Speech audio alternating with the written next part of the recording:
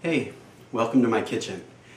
Well, I'm not gonna lie to you. It is about 11:30 at night and my husband is at work, and people normally ask me, what do you do when your husband works overnight? Well, most of the time I drink. But tonight I was sitting on the couch thinking, I have a ton of pears. What am I going to do with them? So I started searching around for some recipes and I settled on a recipe for pear butter. We've all had apple butter, and I'm quite interested to try this. So I had to make a late night run to the store. Thank God QFC is open 24 hours. Where else are you going to find cardamom pods in the middle of the night, right? So I have my recipe. I have my jars. Now I'm also making this recipe to can. So we're going to kind of go through the steps of canning, and which I've just started doing this year. I've made several different types of jams and I love it. But for this recipe, one thing you're going to need is a food mill. This is one of my favorite things to use in the kitchen. I use it for mashed potatoes, I've used it to make applesauce, and it's great because when we cut up these pears, we don't have to peel them, we don't have to core them, or anything. Because you run it through here, you turn this crank, and it all comes out the bottom, sends you all the good stuff into the container below and keeps the seeds and the peels and the stems and everything up in here for easy discard. So I'm going to get my kitchen set up, get my canning pot and my jars all ready, and let's make some pear butter. Okay, I got my kitchen set up, I got some water going on the stove to do my canning, so let's go through the list of things that you're going to need. So equipment wise, you're going to need a canning pot, and then it has a wire basket on the inside. You can buy these at Target. I bought mine at Fred Meyer. They're usually pretty cheap. You can usually get them on sale, especially now. You're going to need canning supplies, a funnel to get stuff into the jars, a lid grabber, a bottle holder, and this is a measuring thing or used to pop bubbles. I've not used this, but it usually comes in the kit. You are going to need jam jars. These are 8-ounce jars. And then, like I talked to you about earlier, a food mill. This will save your life. I use it for everything. It makes such a great creamy mashed potato too. So as far as it goes for the ingredients for this recipe, I got about 5 pounds of pears here, and they're mixed kinds. We get a couple different varieties from the CSA. Doesn't really matter. In the recipe it says Bartlett, but you know what? Pears are pears. So you're also going to need some lemon juice, about a cup of lemon juice and some lemon zest. And you're going to need the following spices. You're going to need some whole star anise. You're going to need some nutmeg. I prefer to grind or to grate my own nutmeg, so I always use the whole. And then you're going to need ground cardamom. Now I believe that the spices are so much better if you get them whole like this, and then you toast them, and then you grind them in a coffee grinder. I have a coffee grinder that I use only for spices. And then you're also going to need some ginger. So that pretty much covers the ingredients. Oh, and sugar. You always need sugar when you're making any type of butter or jam or anything like that. So I think that covers the basic ingredients. So I'm going to get to chopping the pears. I'm going to get my jars into the hot water to sterilize. Always follow the directions that comes with your canner, and the jars themselves usually come with instructions on how to process these. All right, so here we go. Okay, so the first thing you want to do is remove the stem from the pear, cut it in half again, and then cut it into chunks. Now remember, you don't need to peel the pears or even remove the core or the seeds from them, because after simmering them down, we're going to run them through the food mill, and that's going to keep all the skins and cores and peel up top and all the good money stuff below. Then you want to get about a cup of freshly squeezed lemon juice. If you have super firm lemons, pop them in the microwave for about 5 to 10 seconds. That'll loosen them up, run them under your hand under the cutting board, and then cut them in half and squeeze them with a lemon squeezer. Next, you want to prepare the ginger. You can either use a spoon, which you can just rake across the top of it to remove the skin, or do what I'm doing and use your knife. Make sure to get all the brown stuff off.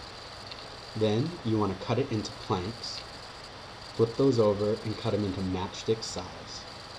Then chop them up into small pieces, put them in a small bowl, and set them aside. We're almost ready.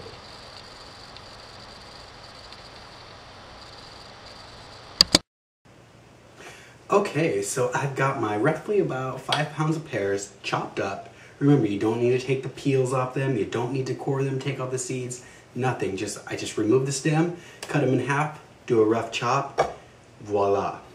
I have my couple tablespoons of fresh ginger that's chopped, my 1 star anise, it's got a nice little black licorice smell to it. My lemon juice, I always use fresh lemon juice for anything. It's so easy to do.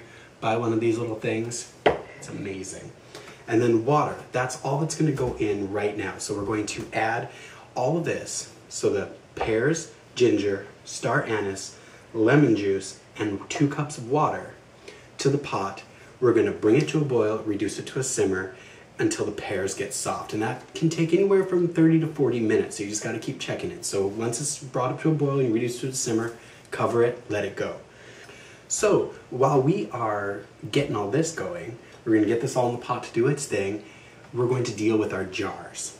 So what you need to do is you need to take all your jars, bring your pot with water, fill it up halfway with water, heat it, bring it to a boil, drop your jars in there. This recipe calls for about 6 to 8 8-ounce jars.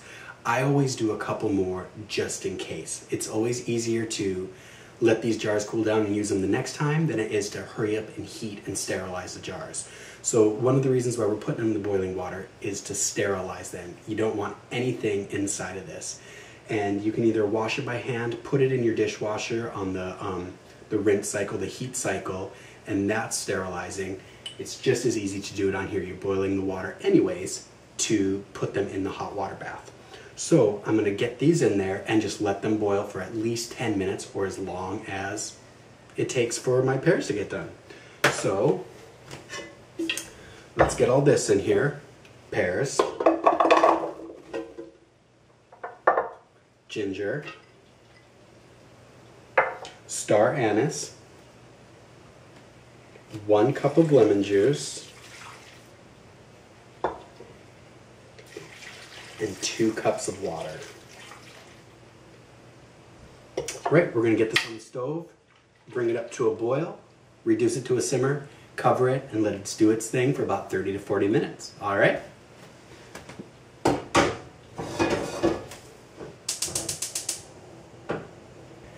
And while we're doing that, let's go ahead and get our jars going.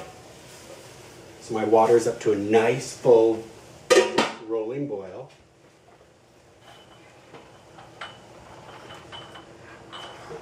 And this is where these lovely things come in handy.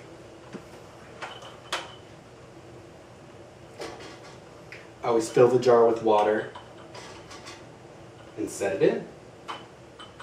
Okay, so my pears and the lemon juice and star anise and water have all been going for now for about 25 minutes. They're nice and soft. They smell delicious. So what I'm going to do is I'm going to take them off the heat, let them rest for just a moment while I deal with my cardamom. Now, cardamom is a spice that's used in Indian cooking, and you can buy it ground at the store, but I like to buy whole spices and toast them in a dry saute pan and then grind them in a coffee grinder that I use as a spice grinder. So cardamom comes in these pods. So all you have to do is just crack open that pod, and you want the little seeds that are on the inside of that. So you're gonna need about a half a teaspoon of these. That's what the recipe calls for. Get these in there. In the saute pan, dry, no oil, no nothing. And we're gonna let those go for just a little bit until you can start to smell them. They're gonna smell great. And while that's happening, I am going to get everything so I can get ready to run my pears and everything through the food mill. So what we're first gonna do is we're going to, oh God, that smells good. We're gonna find that lovely star anise that is floating around in here somewhere. We're gonna fish that out. Here it is. Thank you for coming.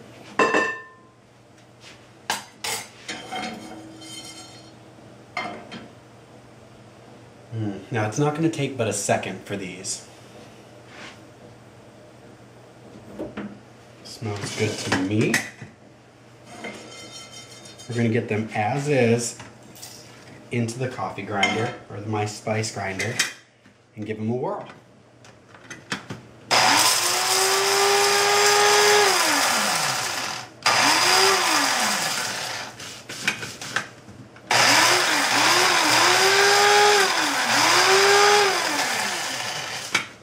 All right, those are ready to go. Now we're going to get ready to run everything through the food mill.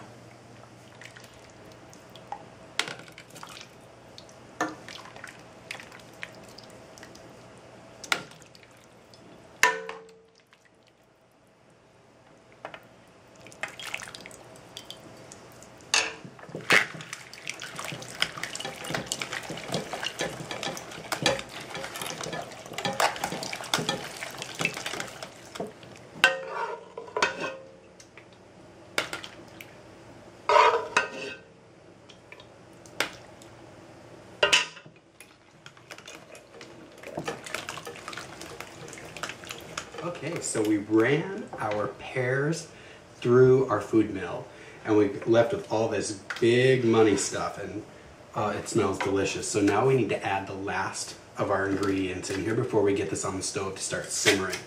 So we're going to add the half of a teaspoon of cardamom that we went ahead and did in our spice grinder. This one just gets it in there everywhere. And then we're going to need also about a teaspoon of lemon zest. And you know, eyeball this, it does not have to be exact. So, and you want just the yellow part. The white part is the pith, and that does not taste very good at all.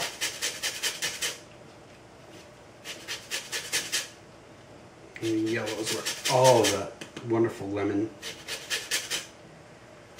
essence is. All right, looks to be about good. Make sure you get the stuff off the bottom of your zester. And now we're also going to need about a half of a teaspoon of ground nutmeg. And again, you can buy the already ground nutmeg from the store, but I like to use whole, that way I know it's fresh.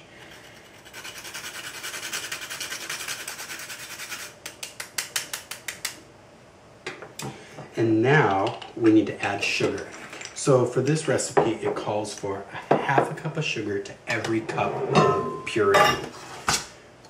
When I measured it out, I measured it into here with a big 4-cup measuring cup, and I have 10 cups of pear puree in here. So I'm going to use 5 cups of sugar. There's 1.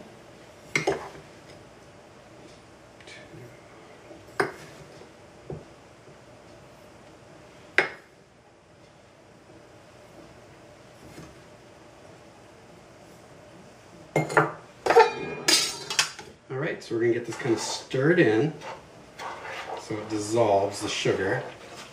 And we're going to get it back onto the stove.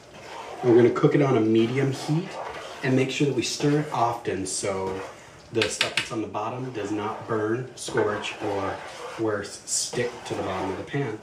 So we're going to watch this and we're going to let it go probably, I'd say probably around 45 minutes. And I had some softer pears, and so even cooking them down was on the lower end of it. I only had to simmer them for about 25 minutes. So it depends on the type of pear that you use and how ripe they are. But this process could take up to 2 hours. So just go slow, let it go, let it do its thing. But before I put it on the stove, I'm going to give it a taste.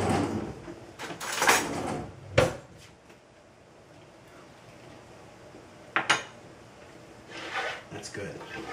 Okay. So let's go ahead.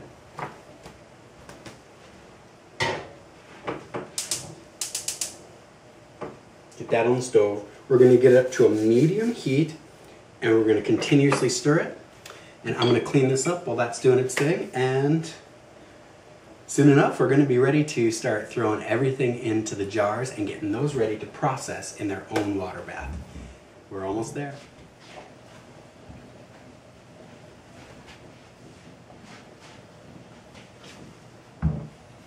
Okay, so here we are. We're almost done. I have cooked this on a medium heat for a little over an hour now, and I got a nice thick brown pear sauce. Oh, I cannot wait to try this on some bread. So now what I'm going to do, I've had my jars in here. They've been simmering away, and then I cranked it up so they're now at a full boil. Turn it down just a little bit. And I only take out a couple of jars at a time because you want the jars to stay hot. You do not want to pour piping hot stuff into a cold jar. It'll shatter.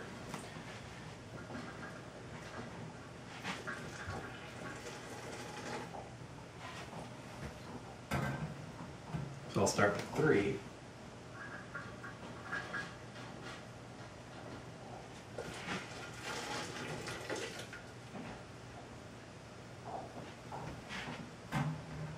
And I also always keep a teapot full of boiling hot water to add to this, because the water, while it's boiling, does evaporate and you need to keep it up. So you need it, when you're doing it in the bath, you need it to be about an inch above the top of these.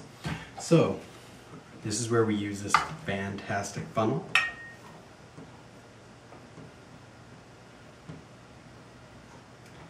And we want to fill it up until it's about 1/4 of an inch from the top. So a little bit more.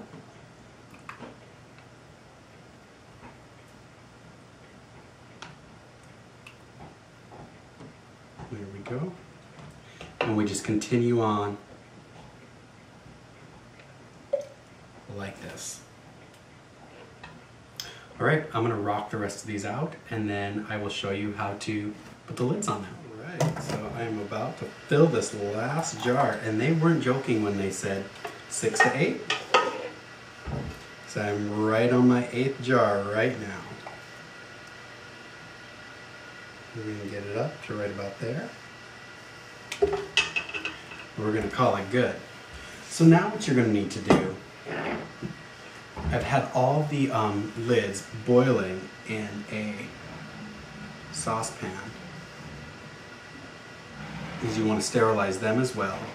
You want to take and you want to clean up all of the rims of your jars, because if there's anything sticky on there, the lids will not seal properly. Just take a nice damp, I use a paper towel, run it over the top, just make sure there's nothing there. Be careful, these jars are screaming hot. And I've got my water in the water bath canner coming back up to a boil. And now, so when we get to use this, so you're going to grab one lid, you're going to kind of fit it on there just so, grab your rim, and I like to just kind of hold that in place, screw it on, finger tight. You don't need to kill it right now. You'll be able to tighten it more after it cools. Kind of make sure it's centered right on that rim, so the gel that's on the bottom side of these lids connects with the rim there.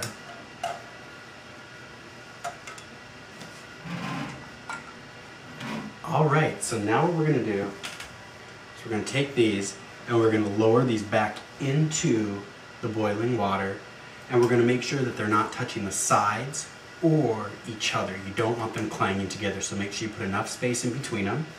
And I don't know if I showed you or not, but this has a wire rack that sits in there because the jars can't even touch the bottom there. So I'm going to get these in, and they boil for about 10 minutes covered.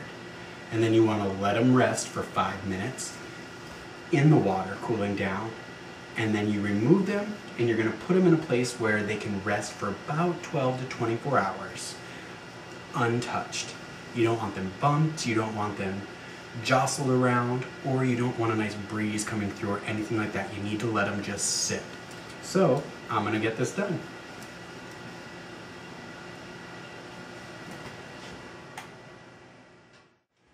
All right, so they're all in there.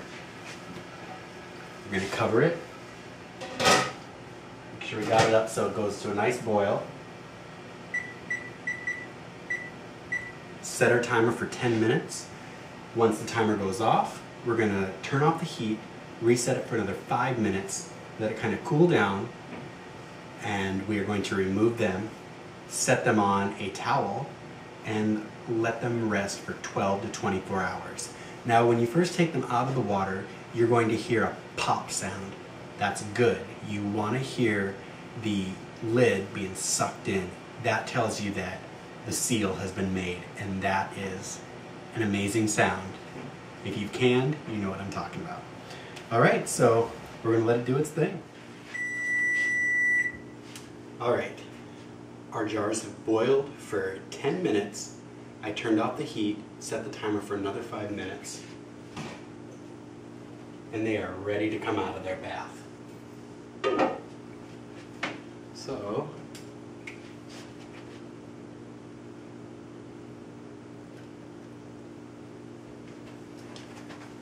now as I'm bringing them over, listen for the pop that will make. Now don't panic if they don't pop right away, because sometimes it takes them a little bit of time for it to kind of suck in. Once you take it out of that hot water and it hits the cool air, it's going to suck it in. So keep listening for it.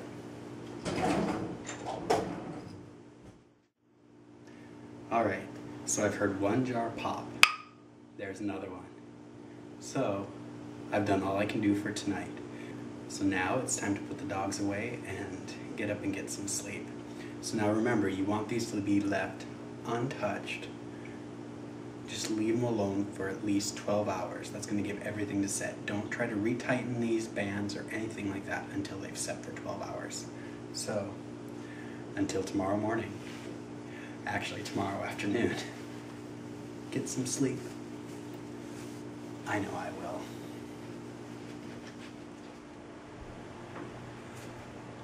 Okay, so pear butter. I'm not gonna lie, I was up quite late last night. It was almost 3 o'clock in the morning before I finally got to sleep, but I have pear butter and I cannot wait to try this. So these have been sitting for about 12 hours, and now the way you check is just by pressing on the top of the lid. And if it doesn't give, that means it's sealed. So just take and tighten it. And I like to save the boxes that they come in because they store much easier that way. So you just make sure, and I'm so happy to say that all of these sealed, which was really nice. Right before I walked up the stairs, the last one popped for me. And the style that I buy are the, they have a little crystal decoration on the outside, and they come with these little labels, and I just write what it is and the date that I made it, and there's a spot for it, and you're all ready. So here we go. The doctor's at work, I'm at home to make pear butter, and now we have something to give out as gifts for the holidays or even for any reason at all. Hope you guys enjoyed this, and I hope you give it a try. Let me know how you like it. See you later.